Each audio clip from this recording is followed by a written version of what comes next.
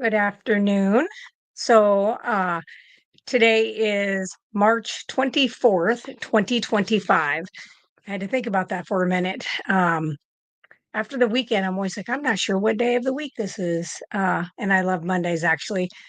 So it's one of my favorite days. Of course, Thursday is my next favorite because we are usually off on Friday. So, anyway, my name is Laura. My channel is at Healthy Carnivore. So if this is your first time coming here, welcome. And if you're coming back again, thank you for coming back. Of course, if you like the content or have any questions, please like this, subscribe, share it out.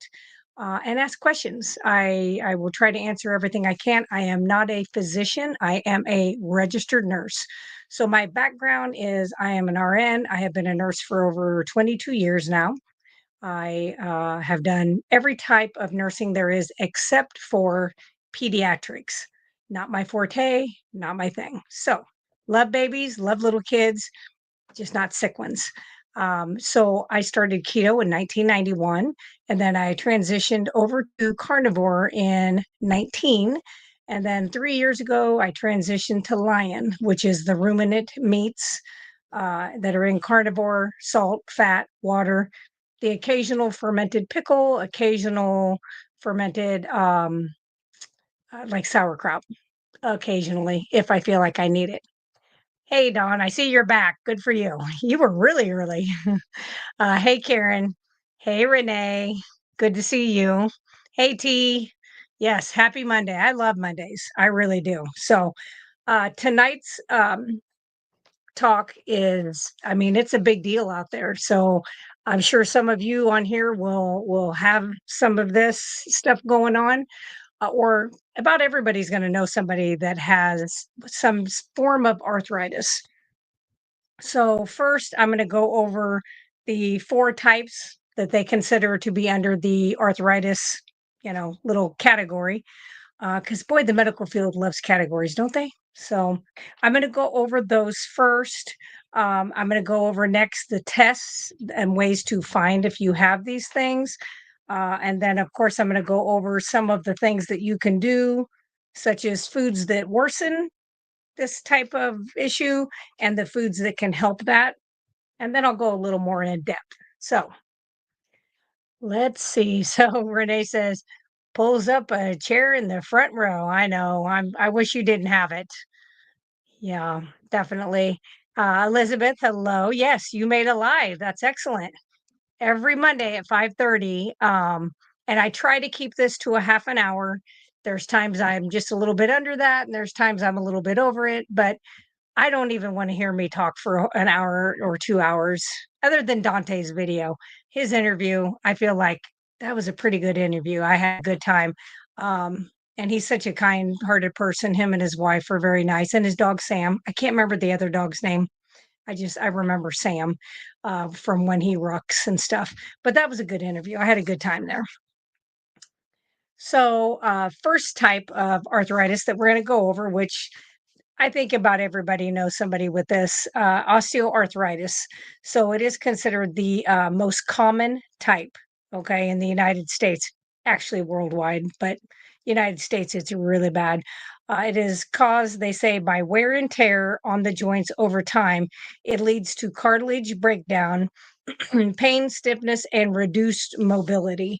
Most of the time, what you will notice is the things that you'll do, the tests. Let's go for that first. You'll do x-rays and you will look for like joint space narrowing. So, like, let's say it's your knees and you'll be missing part of the meniscus. It'll just be deteriorated, gone, or completely gone, and you'll see bone on bone. Okay. Very, very, very painful. Same in the hip. Very massively painful to have bone on bone. They are not to touch. There is supposed to be some cartilage, collagen type stuff in between bones so that they do not touch like that. And when they do, they let you know it. So, MRI, if that's needed, most of the time x rays are going to be conclusive enough depending on where the joint is that you have this issue. But MRIs can also show the cartilage damage. Okay. Um, there is really no specific blood test for OA. But there are some things like, you can get your CRP and different things because of sometimes you have inflammation, but OA is not specifically tied to inflammation. It it's not specifically. I think a high oxidative stress diet is going to make it worse. Um, but that's just my opinion, and I'm not a doctor. So, rheumatoid arthritis, that's the next most common. That is an autoimmune disorder where the body's own immune system is attacking the joint lining. It causes pain, swelling, and joint damage. It will actually eat away also at the joint, just like OA. You'll actually see the joint actually just be destroyed, deteriorated. Um, the test really to look for that um, is going to be elevated, what they call RF, just exactly what you would think, rheumatoid factor. So they will look for that in your blood, and 70 to 80% of people with RA are going to have elevated RF. Okay, um, but just so you know, you can have elevated RF with other kinds, but generally speaking, this really goes with that rheumatoid arthritis. Um, Anti-cyclic citrulinated peptide, anti-CCP, let's just go with that, antibodies. These are going to be more specific to RA. Then you have your ESR, so your erythrocyte sedimentation rate, your CRP, which is your C-reactive protein. Those are markers of inflammation. Okay, those are, I mean, they're going to be sky high. My mom's CRP was through the roof, and there's times that it goes right back, and then she can get it down if she watches her intake and goes back to the bad, and then it comes right back. So X-rays, MRIs, and ultrasounds can show the joint erosion and the synovitis. The next one that they count underneath, Tom's like, I know it well. I know it's horrible. The next one that they consider to be under the arthritis family is gout. Now, there's a little bit of nuance between this. Some people do not believe that uric acid leads to gout. Um, I'm just going to tell you what the research says, what I've seen with patients and a family member who does have gout. Doesn't mean it's 100%. And I think there's probably multiple forms of this. So they say gout is caused by a buildup of uric acid crystals in the joints, leading to sudden severe pain and swelling, most oftenly in the big toe, but it can be in any joint. I've seen people with it in their thumbs. I used to get it in this knuckle on my favorite finger.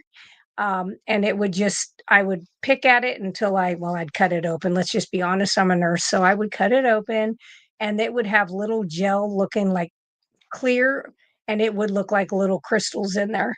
And I really got that bad when I was oxalate dumping.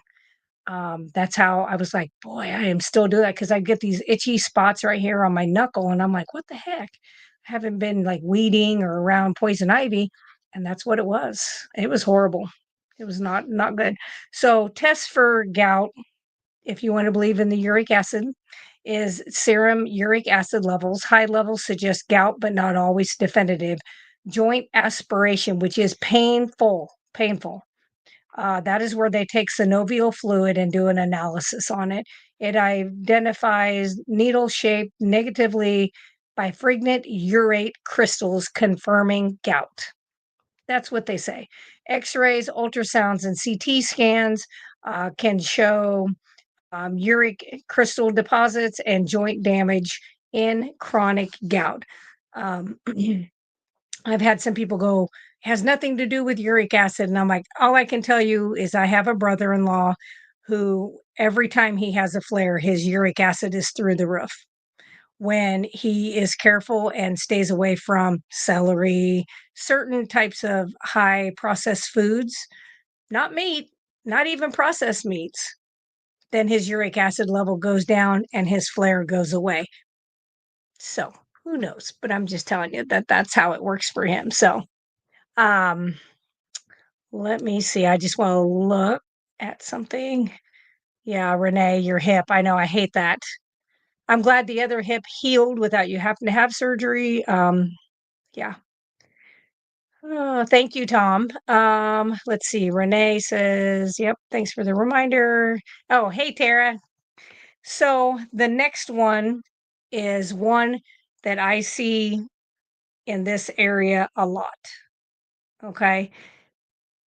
And I definitely think it's autoimmune. I think there's a lot of stuff. So the psoriatic arthritis is linked to psoriasis, which is absolutely a autoimmune disorder. This causes joint pain and skin issues.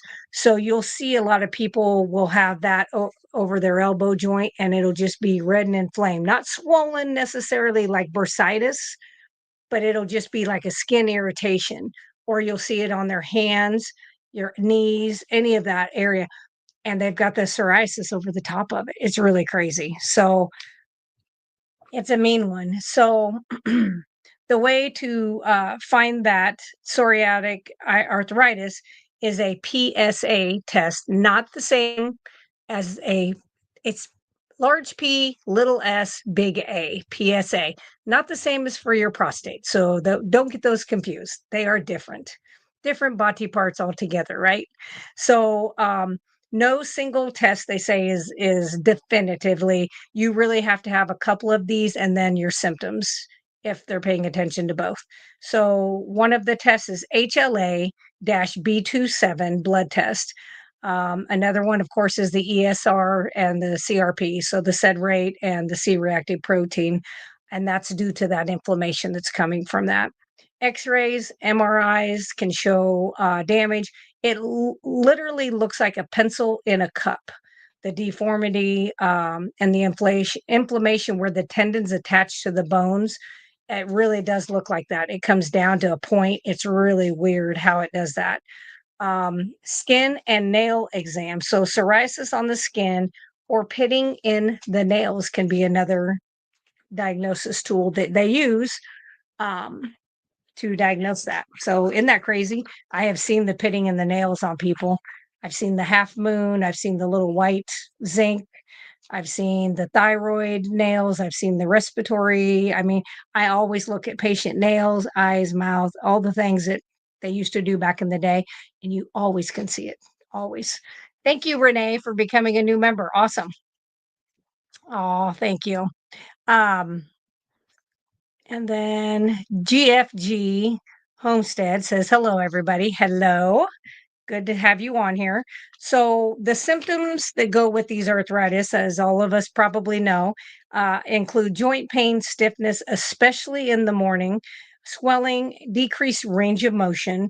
Treatment depends on the type, but may include medications, physical therapy, dietary changes, lifestyle modifications, and in extreme cases, surgery, as some of us here also know. I wish everybody could avoid the surgery, but sometimes there's just the damage is really, really, really bad. My mother's with her OA is there's no fixing it at this point. And I don't know if she would even try. Maybe it would help, but she won't try. So it says diet plays a huge role in arthritis because certain foods can promote or reduce inflammation. So I'm going to go over some of those. So we all know sugar, refined carbohydrates, that those spike inflammation, which can lead to worsening joint pain.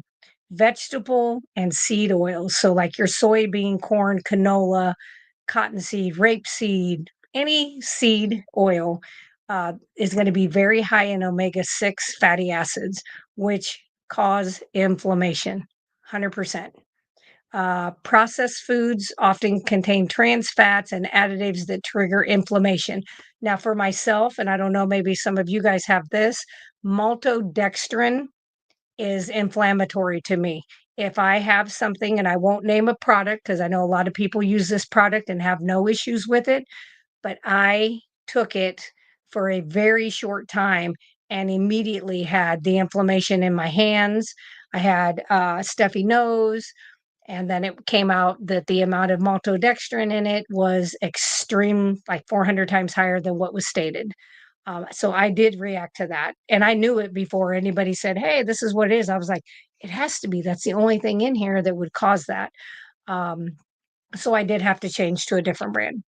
And they do not have maltodextrin in theirs, and I have had no issues with that. So, but I can tell if like somebody at a restaurant cooks my steak and they put seed oil on the grill, I know it immediately. Inflammation starts in the roof of my mouth first. Never slows down my talking ability, my husband has pointed out to me. I think that's kind of mean, but he may be right. Um, Gluten and dairy for some people. Not everybody has to do away with dairy. Some people can have that, but for others, it does contribute to inflammation, especially in autoimmune arthritis like RA. Alcohol and, of course, soda.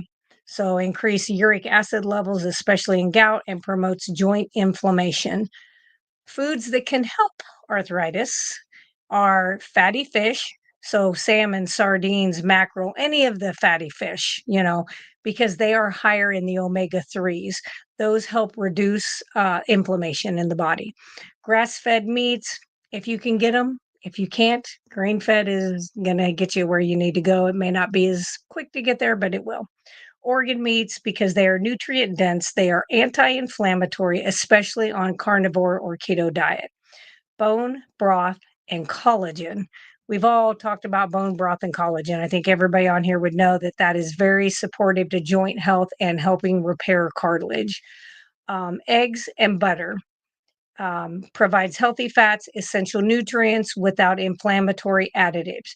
The only caveat I will put here for the eggs is somebody like myself that has to eat lion, where I can't really have pork and I can't do chicken and turkey. It really doesn't work for me. I also cannot do the egg whites or I have a histamine response. So I can do the egg yolks. I do those occasionally, but I cannot do the rest of those. Let's see. Low toxic vegetables for those who are doing like the ketovore, leafy greens. I would never, ever, ever recommend spinach. Very high in oxalates, very high. That and almonds, high, high, high. I would avoid those like the plague. I was going to say like my ex-husband, but that's mean. Anyway, leafy greens, I would say like your leaf lettuce would be something that would be okay with that. But you just have to try it out for yourself and see what works. The veggies is all veggies bad. So Renee, all vegetables I do not consider bad. I think fermented vegetables are going to give you your best bang for your buck because they break down and utilize that any of the sugar that's in that. That's how the fermentation process works. So that's why I do like fermented dill pickles, or I take cabbage and carrots and ferment them myself. And I just got a recipe off of Doug and Stacy Off Grid. Their YouTube, I think they're from Vandalia, Missouri. They're actually not that far from me. They're homesteaders. And I mean, they have so many videos, but I do the same fermentation process when I do that. Actually, I have a 5-gallon jar of apple cider vinegar that I'm doing right now. So I'm excited about it. Berries and avocados can help some people fight inflammation because of the antioxidants. But it's one of those where I would try it and see how it works on you. Um, let's see. I'm going to read somebody's comment here real quick. Hattie B says oxtail is huge in the most easily absorbed beef collagen. Never even tried it before carnivore. Also delicious. Cannot find it. I cannot find it where I live. I know I actually saw a video. I don't know. It might have been Robin from Carnivorous Grandma. I'm not positive, but somebody had cooked up some oxtail. Oh my gosh. And I was like, look at all of the collagen and the fat. And I'm like, oh, yeah. But one of these days, I'll get it, right? Because I've talked to my guys and I'm like, hey, you guys got to do me a solid and get this. So we'll see. Many people with arthritis see improvements with low carb, keto, and carnivore diets. Um, because you're cutting out the inflammatory foods, and drinks and things that cause inflammation. So, have you yourself noticed a change in your arthritis, any of those things since you have cleaned up your diet? If you have cleaned up your diet, I'm sure most of you on here have. Let's see. Hattie B says, oh, Renee says, haven't tried it. Me either, but I want to. Hattie B says, yes, it's hard to find. I guess every cow only has one tail. I guess you're probably right. What if there's something like that with deer? I mean, I cut off, I try to utilize the whole deer. I don't know. There's not a whole lot of fat on a deer, so I don't know. So, some of the additional natural supportive things that we can do for any of these things that fall under the arthritis is fasting because it causes autophagy. Periodic fasting can help reset the immune system as well. Vitamin D, so you know me, I'm a big proponent of K2D3. It is not vitamin K1, it is K2, and there are at least 16 forms of vitamin K. Um, Cold therapy and sauna. So going between the two reduces inflammation and it can improve the recovery time. Um, with gout, the key focus is to try to reduce uric acid buildup and inflammation. I would say getting away from processed foods, high sugar, juices, pops is going to be the best thing for you if you have gout. Um, Common myth with gout, and every doctor I've ever worked with in my life over 22 years has always said meat causes gout. And I'm telling you, I have seen people eat bologna and hams from the deli, hot dogs because that's all they could afford and they were doing carnivore, and their levels go down. Their levels go down. So I don't believe that. So benefits are it removes fructose, alcohol, processed carbs, which drive uric acid production. Yeah, I agree. 100% I agree. It stabilizes your insulin, reducing uric acid retention. Prioritizing fatty cuts of meat over excessive lean can help prevent and uric acid spikes as well. Yeah, yeah, yeah. So Renee says, yeah, there's not a lot of tail on a deer either. This is true. Elizabeth is asking how long to fast. How do you fast and how long? So depending on your hormones, depending on how long you've been fat adapted, been able to get into ketosis, makes a difference. I don't think extended 7-day fasts for females, especially in the very beginning, first year or two of their keto carnivore journey, is a good idea. I did it before surgery and right after the surgery, just for the healing purposes. But I had been doing carnivore for 2.5, 3 years, and I'd been keto for 28 prior to that. But I change it up. Like I just did a 3-day fast just because I was like, I don't feel like eating. And so I had food made up in the refrigerator ready to go. But I was like, I don't need it. I'm not hungry. When I'm hungry, I'll eat. Today, I ate at 2:30, no, 2:15, uh, and I'm good. And so tomorrow, I may wake up and after I do my arm workout, I may be hungry and decide I think I'm gonna have some ribeye fat and hamburger. I just kind of listen to the cues of my body. I will tell you the best way to learn real true hunger cues though is to do a 3-day fast. You will the food noise will be a little kooky at first, and then just staying busy, getting things to do. Don't be in the kitchen looking at your pantry, like stay away from that place. That is like, yeah, it's like Fort Knox. Don't open it up, don't know, don't tell, right? So let's just keep it quiet. Stay away from it. Um, but I would do that. And then I would just work your way up. Some days I do OMAD, sometimes I eat 2 times a day. I really just kind of fluctuate back and forth, and I change it up so that my body doesn't get used to it because our bodies are so smart and they want to hang on to everything because they want to survive. And so you can't constantly be doing the fast, fast, fast, fast, fast or it's going to think this person's a really stupid hunter, so we don't need them in the bunch of people anymore, so take them out. Like they don't care. So I don't want to do that to myself. So just kind of play it by ear and do it. GFG Homestead says before going carnivore, I made and canned my own bone broth, which included using veg scraps. Do the oxalates remain after the canning process? I will tell you that they will be much, much, much less. That is the whole premise behind. If you look back in the 20s during the Depression, they cooked to death all of their vegetables because they were smart enough to know that was the only way you were going to get that cellulose to start being broke down and to actually get the nutrients out of that vegetable. And so that high heat is going to denature some of those oxalates.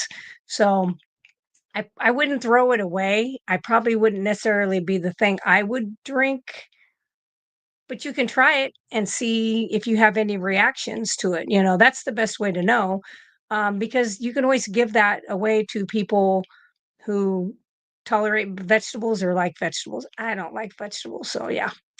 Let's see. Renee says, my daughter's father in law refuses to eat beef because of gout. Send him my video. Meat does not cause gout for you in the back. um, it's so sad, but I know that's what he's been told by his medical team. Another thing that helps with arthritis, and pretty much about every person needs this, is staying hydrated. The majority of people walking around have some degree of dehydration. And even myself, even when, of course, as a nurse, we're horrible about that. But even when I had done keto for all those years, when I first switched over to carnivore, I dumped all my electrolytes because I was still inflamed from one, I was eating the keto treats that were not keto at all. They were really good marketing, but and it dumped all my electrolytes. I got dehydrated and I passed out. Now I bounced pretty well off of my floor in the bedroom and was right back up and knew enough. My brain was like, salt, get the Redmond salt, put it under your tongue, and I was fine within a couple minutes. Um, and I have a naturally low blood pressure and low pulse. Like my pulse is like 50, 55. I can get it up to 70 if I am running full out sprinting, but it really doesn't ever get super high. And then my blood pressure, if I'm 120 over 70, I have been running from a bear because it's usually like 80s over 50s. Is where I run, and that's just the normal for me. Even when I was obese, that was mine. So like I said, electrolytes are very important. Apple cider vinegar with lemon water may also help support the kidney function in helping to clear out uric acid. That is something that I had this person do, and it did seem to help. Psoriatic arthritis, key focus on that is controlling the autoimmune inflammation and the skin symptoms. So you want to, for one, you want to eliminate glutens, lectins, and inflammatory plant compounds that trigger psoriatic type flares. High fat intake supports skin and joint health. DHA from fish and pasture raised meats reduce inflammation. Um, so that's some of the stuff. There's a few others, but I wanted to read a couple of these comments. Let's see. Renee says, I have sent, he will not, 10 pounds of bologna first. Yeah. Now, my brother in law, he can eat the bologna, he can eat the hams, he can eat the things that they really say he should not be able to, and it doesn't bother him. But if he eats that celery, he cut up a bunch of celery, he just spikes like crazy. And then, of course, if he does, a lot of sugar, a lot of pop, a lot of juice. God, he drinks juice. I'm like, why? Why do you do? I don't understand it, but that's what he does. Julia Jackson says, what electrolytes do you use? I have Redmond's salt that I use on everything. You also can make some Soleil water. I do use the brand Elements Salty, SALTT. They have a version that has absolutely no flavor. It is completely just clean. They have Coco Loco, which tastes kind of like a hot chocolate, or chocolate milk if you're going to do it cold. I mean, they have all these other flavors. I haven't had any trouble using any of those at all. So you have to, see if you can get like sample packs of some of these and try them. And you can always make your own. It's just really convenient to have some of those little packets. I used to have these teeny tiny little baggies, and I would have like the magnesium, potassium, and the sodium all ground up together, and I just dump it in my water and stir it up, and I drink it all day long. And then I thought, I live in the middle of Illinois, and getting pulled over with those little baggies is probably not a good idea. I don't want to have to go through a canine. I don't even want to have to go down that track. I'm not a very good person when I get pulled over, so it's not a good idea. So I just decided, let's just get the packets. They say what they are, and they're good. So, Renee was saying that her BP is 110 over 60, but heart rate gets to 120, reaching for a pencil. Well, that could be a couple things. So I think we discussed that. You know, eh, like my boss's was doing that, and hers was her thyroid, which I had told her I thought hers was thyroid because you could really see, like, you could just see this. I don't know, you could just see it. Um, and she had like the thinning, really, I'm talking super thin hair. Like you could see her scalp. She's a very nice lady though. Wouldn't matter if she was bald. She's a great boss and a good nurse, great nurse. Um, and then she would have like she would perspire. She would feel kind of like feverish. And I'm like, man, that sounds like a thyroid storm. And of course, it took several appointments. Um, with different physicians because you can't go to the specialty guy. You have to go to your PCP, and then he'll give you a referral, and then you wait 6 months for the referral because nobody can get into these people. And then when you get there, it takes them 3 months to figure out what they need to do. Anyway, it turned out that's what it was. It was the thyroid. So she was afraid to do any iodine. I tried to get her to try to start with that and see if that helped fluctuate, starting with 2 drops a day in her coffee in the morning. She drinks coffee all day long, but I said 2 drops in the morning, to start out, and then you can build yourself up.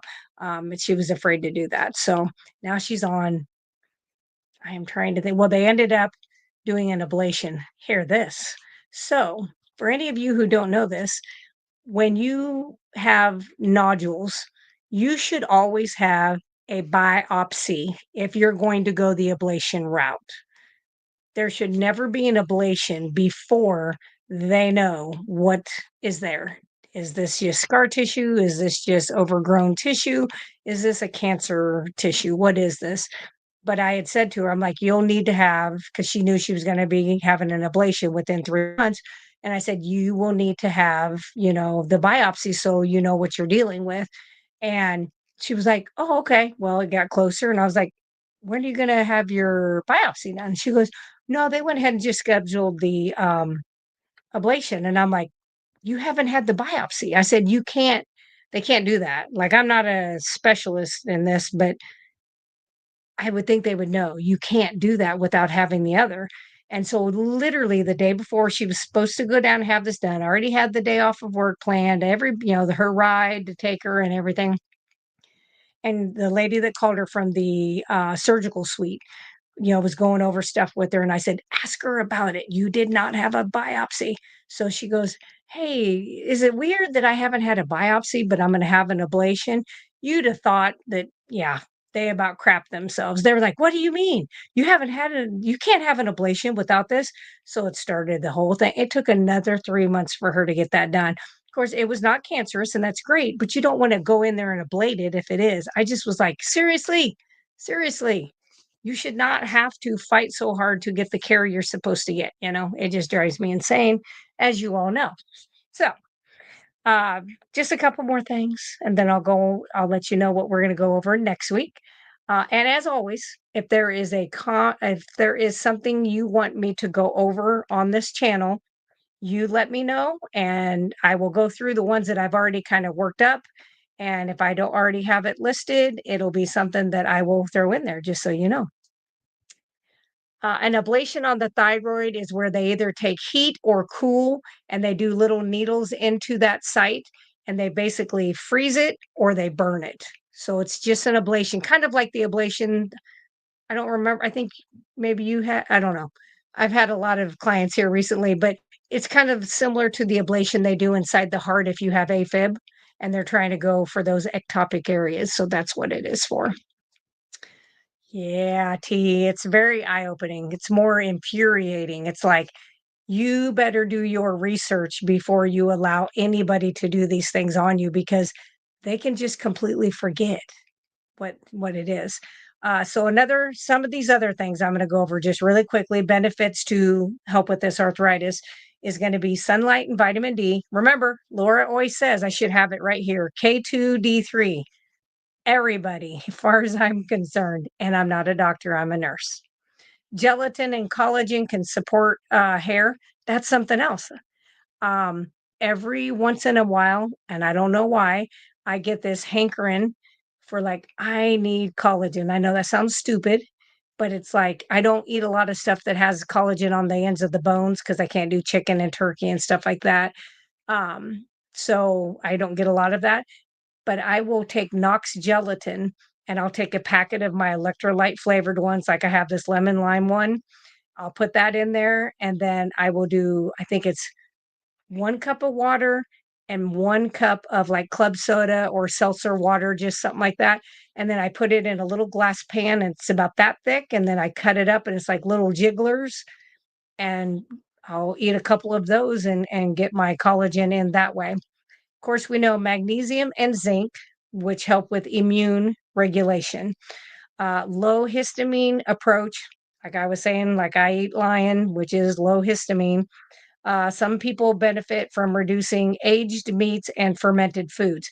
I will tell you, um, I get histamine reactions with pork rinds, which makes me so mad because I love pork rinds. And once in a while, I'll do it, and then I'm like, I'm going to pay for this for 3 days. Was it worth it? No, it was not. But with the fermented, like pickles or like the carrots and cabbage, I have never had a histamine response. Now, if I try to age my meat, like set my steak in the fridge for like 3 days and let it dry, I get reactions to that. So you just kind of got to play with it and see what works for you.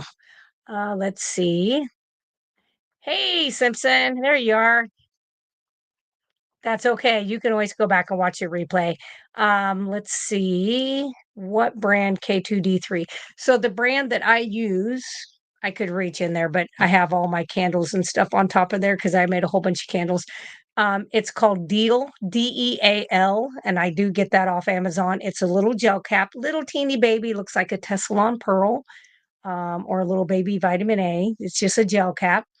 And I take two of mine, and mine are 5,000 international units of the D and 100 micrograms of the K too. And I take two of those for myself. And I take those with a meal, like with something fat. Those are fat soluble vitamins that you want to do that with. Uh, yeah, Renee was MIA. I know. I was like, she abandoned us. Where did she go? Poor girl. You needed us, and we needed you. Erica says, Laura, for losing the last 10 pounds, what do you think of?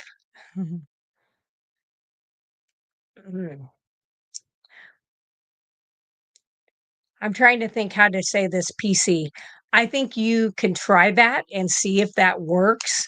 I think the person that's a nutritionist that pushes that is not really forthright and honest about her also doing like Ozempic peptides. So I don't know that that's what has done that for the person who really, really, really, really pushes it and wrote a book on it. Because I don't remember her adding the peptide. Not saying that the peptide's a cheater, just saying you need to be honest if that's how you got where you got. So that's something I don't like. Um, so you can try it. Eh, Some people do a protocol where they'll do that like 3 days a week, and then they'll change up and do 3 days of the high fat and then change up. And I think a lot of the key to this is just changing it up and keeping your body confused so it doesn't get used to, hey, this is where we're always going to be. That's what I would do. Um, Lion is low histamine.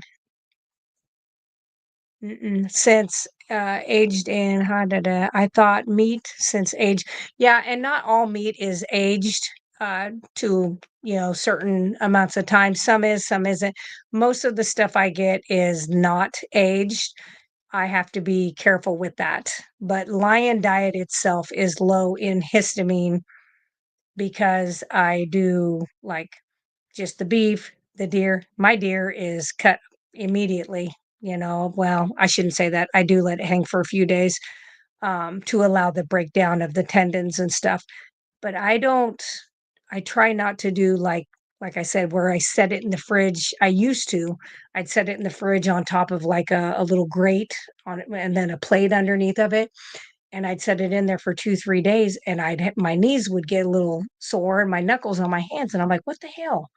And I was still trying to eat eggs and egg whites. So I got rid of the eggs and it got a little better, but I did that again. And it was a porterhouse steak. I remember the last time I did that. And then I don't remember if it was, I don't know it might have been Dr. Chafee. I don't remember. Somebody was talking about it. And I thought, that's it. So most of the stuff I do, I grind my own hamburger and stuff like that too. So, and Renee's got it made. She's got her own cows and stuff. She can just go out there and that's amazing. That would be awesome, except I don't want to get attached to the animals and then have to do what I got to do. So, da-da. So Hattie B says, I watched a video when you said you were able to get prime rib fat. So I get ribeye fat trimmings or beef fat trimmings from a butcher. He says, had never even thought to ask, um, scared the first time, all the best fat and so cheap. And this is what I would do. And I don't promote lying. Okay. But sometimes they get a little woo woo about it. And Um, and I didn't lie when I went because I do have deer meat that I do mix ribeye fat with for decades, and I grind it up to make the hamburger. So I would just go in and say, I need so much fat for my deer. Now they know, and they just, here you go. It's $1 a pound or something. It's really not very expensive. There's some places they give it away. I'm like, "Are you kidding me? Like, I need to live there." So, yeah, but yeah, just go in and ask. Just don't act weird. Say, "Hey, is there a way I can get," and call ahead. Call like on a Monday, like, especially if you see like a ribeye sale going on, like full ribeyes that they'll cut for people. Call on a Monday and see if you can't have them hold back. Say, "Hey, I really need to get my hands on some ribeye fat or some fat trimmings. Can you hold those back for me, 10 pounds or so, and I'll come pick them up Friday or Saturday." That's what I would do because I love ribeye fat. Okay, let's just be honest. If you draw my blood, it's ribeye fat. Um, Renee, you crack me up. She says, I make sure the cows are ugly. That I would have to do that. Yeah. So Karen says she's loving her ribeye fat, very tasty. Yes, I just love it, and I put loads of the red mint salt on there. So let me go over what I'm going to do for next week. Let me make sure I finish that. Yeah, yeah. Get rid of that one. And this girl is busy this week. Let me just tell you. There will be no time for me to have any shenanigans of being bad. So, I mean, it keeps me out of trouble. So, next week, we're going to go over lipedema, um, what that is, what some of the causes are, what are some of the treatments. So, that is what I'm going to be going over with. There's quite a bit of people out there with that too. So, we're going to go over that. So, of course, tomorrow night, I'm going to be doing my live with Russ on Homesick Buckeye. Let's see. Wednesday, I get my hair done. I got to get rid of these roots. And Thursday, I have a client. Friday noon, I have a client and at their house. And 3 p.m., I have a client. And I think Saturday, I have a client. And then I have some products to make up. I have been feverishly. Um, I got to show you guys. This might be my new favorite. And I don't know how well you can see it. If it's too bright, I don't want it to be bright. There's that. So, but that is my beard butter for guys. I said it, guys, men. Okay. For their beards and mustache. And that's the cedarwood scent. Oh, because I sold out of that like crazy. So I was like, okay, I need to do that. Saturday, I'm also going down to a small store that's within 45 minutes of where I live. They're kind of like a holistic store. They have a lot of different things. And they want me to bring some of my products down and put them up there close to the cash register, which is a good spot. Um, and kind of see how it goes from there. And we'll just see if we're going to do a venture together. So, um, we'll see how that goes. I don't know. But I really like selling them off of my website. They're cheaper. Now down there, they're going to be a little bit more expensive than what they would pay for them on here, but they wouldn't have the shipping cost. So the people who live down in Missouri and in Quincy, and I do have a lot of them that buy stuff from me, it will be beneficial for them. So I guess it'll be okay. We'll see how it goes. Shenanigans with Russ. Yes. I know he's always going to I don't put dye on my hair. My hair is actually dark brown. So what she uses is a peroxide. I've had her use um, lemon juice. What else did she use? There was two natural things that she did to just blonde. So my hair is actually like chocolatey brown, very brown. But no, I don't put a dye on it to make it go darker. And I don't have gray yet, but I don't know, maybe someday. But anyway, she did do the natural and it was okay. It just got really brassy on me. So I was like, well, if I could figure out a different way, but I have the ugliest color of brown hair. I mean, it is horrific. I'm just going to be honest. So, so far, I haven't found anything that worked really well. Let's see. Simpson, Renee said, Simpson, John, yeah, I am clean again, determined to never return down that road again. That's right. And we are here to help you anytime. You can always reach out. I am not going to judge anybody. We've all been there, and sometimes you just need somebody to help talk you off that edge. And I am a good talker of people on edges. Okay. So, and the other thing is what day? Sunday. Sunday at, I forget the time. I don't remember what time it is. Sunday, I think it's 6 p.m. Central Standard Time because it's 4 p.m. her time. I'm going to be doing a video with Christy from Meeting Wellness. Um, and we're going to go over kind of the food lists lies that they give you. So that should be very informative. I think everybody would like that. And she's a great gal. So um, she's a lean mass hyper responder. If you guys don't know what that is, go look that up. It's amazing. It is amazing. I am not a lean mass hyper responder. I wish I was. They're superhumans. They really are. But anyway, I hope you guys all come and watch that. Um, yeah, I know she is like a superhuman.